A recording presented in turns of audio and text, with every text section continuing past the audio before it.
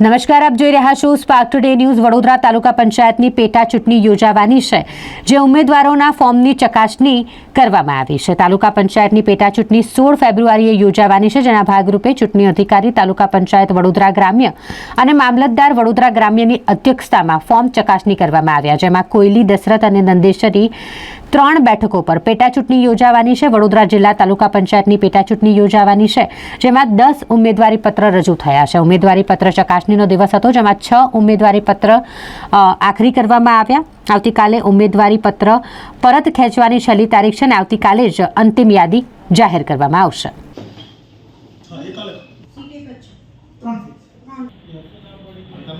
10 ઉમેદવારી પત્રો રજૂ થયેલા હતા। આજે ઉમેદવારી પત્રો ચકાસણીનો દિવસ હતો। 6 ઉમેદવારી પત્રો આખરી કરવામાં આવેલ છે। આવતીકાલ ઉમેદવારી પત્રો પરત ખેંચવાની છેલ્લી તારીખ છે। આખરી યાદી આવતીકાલે